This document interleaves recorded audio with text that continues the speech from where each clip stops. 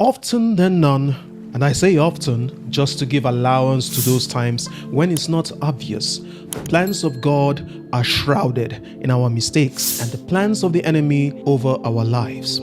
This is why it is often said that the devil is on God's payroll, except, he's not being paid. He works for God for free. Today we will examine the story of Judah and Tamar. Before you click off thinking that you know all about the story, we will be discussing parts of this story that were not mentioned in the Bible but could have happened, and it makes sense of everything else. It's the missing piece to the story's confusion. This is a story of where the plan of man is in the grander plan of God, a story of grace and a story of hope. I must caution that this story may not be true, but given what we read in the Bible, it is highly likely to be authentic.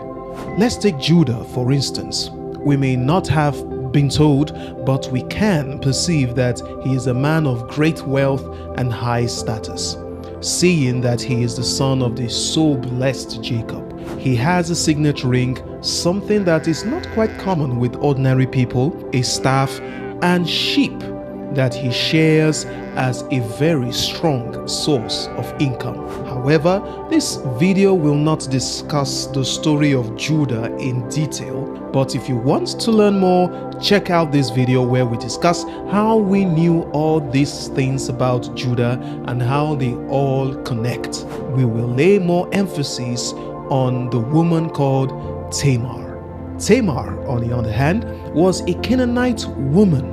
But why would a Canaanite woman get married to a son of Judah, a Hebrew, knowing the custom of the children of Abraham not marrying the people of the land? In previous encounters, we see instructions given by Rebekah, Jacob's mother, about the Canaanite women, how his brother Esau married them and they became a thorn in their flesh. And also the story of how Abraham, Isaac's father, instructed his servant to go far into his tribe to seek a wife for Isaac and not from the Canaanite women. The Canaanites were not the most preferred choice of bride or groom by the children of Abraham because their ways were quite different from the ways of the Lord. But this is just another error on Judah's path that will fall into God's grand plan, as we will see later in this video. But back to the question, let's not get distracted. Why did Judah's son marry a Canaanite woman? Well, it's a matter of enterprise and elevated status. It is believed that father Judah and Tamar's father were some kind of business partners, and Judah wanted to solidify this business relationship through the bonds of marriage. But shall we say, wasn't like his father. He had no regard for Tamar and his family. He was a rebellious, wicked, and self-centered man and didn't follow the ways of the Lord, and for this, doom was knocking at his door. He didn't live long enough to give birth to children with Tamar. God took his life because of his wickedness, leaving Tamar a widow. But according to Hebrew law, the junior brother's duty was to marry the elder brother's widow and bear him children. Onan, junior brother, married Tamar, but seemed only to be interested in the pleasure of sex and not in bearing descendants for the late brother.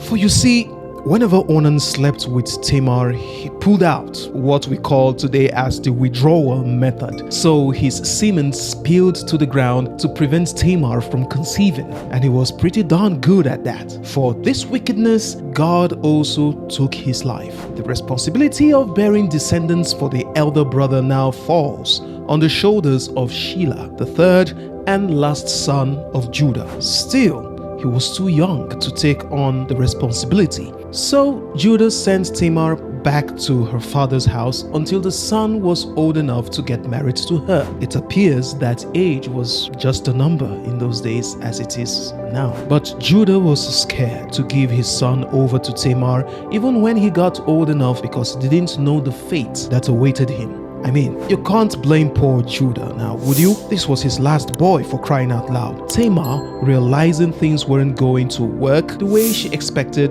decided to put matters into her own hands. She got news that Judah was on his way to Timnah to share his sheep. I mean, Judah was a well-known figure, given that he was the son of Jacob and that he was wealthy.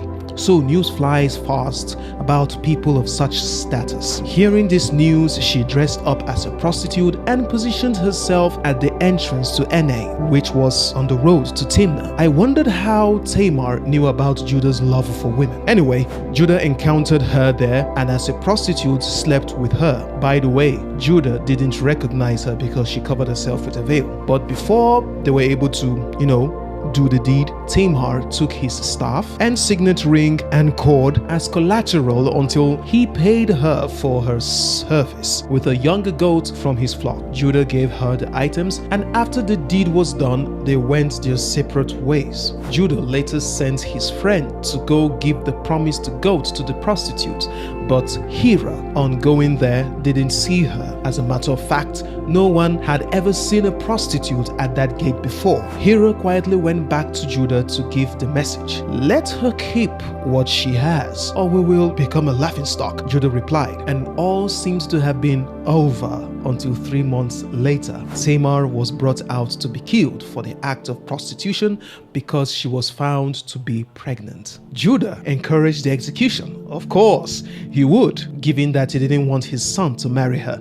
This would be a chance to get her off his hair. But things boomeranged at him when Tamar brought out the items Judah gave her and told the men that the owner of these items was the one responsible for her pregnancy. When Judah saw this, he was ashamed and said that she was more righteous than he was. So, according to the law of the land, Judah automatically became not only the father-in-law but also the husband of Tamar. Talk about building an alliance. She bore twins named Perez and Zerah. Judah never slept with her again. This looked like a tragic, sad story from one point, but God had a different plan because Perez became the ancestor of Jesse, who fathered David and then became the ancestor of Jesus. No one knows why Tamar slept with Judah, but I can speculate that perhaps she wanted to carry out the plan of her father, by all means, to establish a connection with the people of Israel,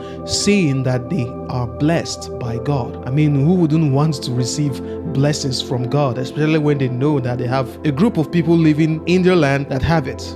If she could form this connection, this blessing could fall on her, and boy, was she right. In the scheme of man, this was a tragic story. Who knows, maybe the devil's hands was in it, but this was the lineage God planned all along to bring forth Jesus into the world for our salvation. Tamar, though a marginalized woman, played a critical role in God's redemption plan. Romans chapter 8 and verse 28 says that all things work together for the good of a person, but on certain conditions. That is, if you love God and if you are called to His purpose. It doesn't matter the mistake you feel you have made, but once you are a child of God, it will end up working to your advantage. This, however, is not a license to live a careless life, but a reminder that your mistakes are ordered by God to work wonders in your life. I hope you enjoyed and learned from this video.